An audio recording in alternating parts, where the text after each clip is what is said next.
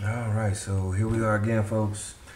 Um, one day post surgery, almost 24 hours post surgery. I'm finally starting to get feeling back in the hand. There's a little bit of swelling in my left hand, but I'm getting feeling. I've got movement back in it.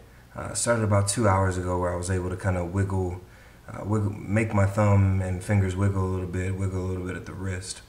The majority of the pain that I'm feeling right now, so I've got discomfort in the deltoid. I'm sure that's likely caused by the ports that they put in, where they sent in the camera through the deltoid muscle.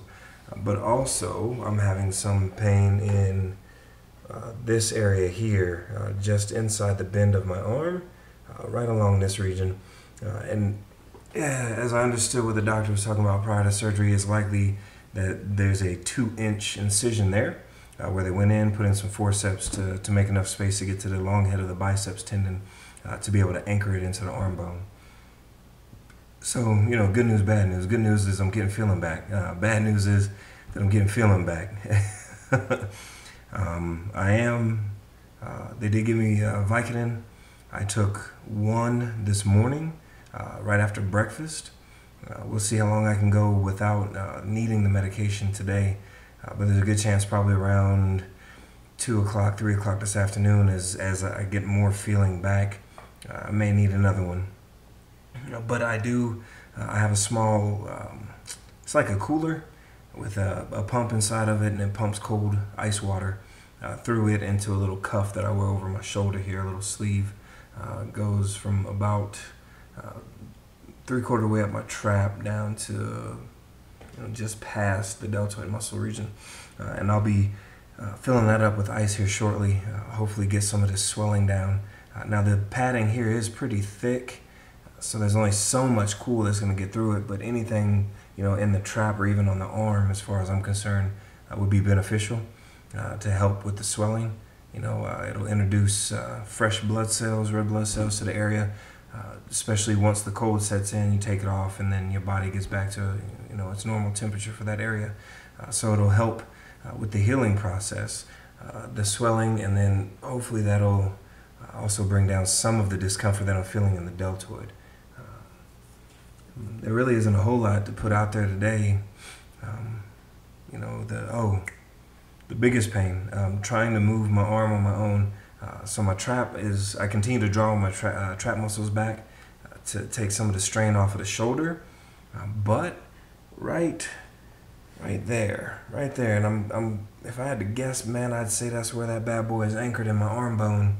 Because every time I try to lift my hand, or I do it by accident, trying to adjust myself in the seat or on the couch, my bicep is on fire. And though you may not and probably can't see it, just inside here, my bicep is actually starting to bruise on the skin. The outer portion of the bicep is bruising at the skin. So a buddy of mine that I work with told me that when he had his done, his entire bicep had turned purple, and had bruised.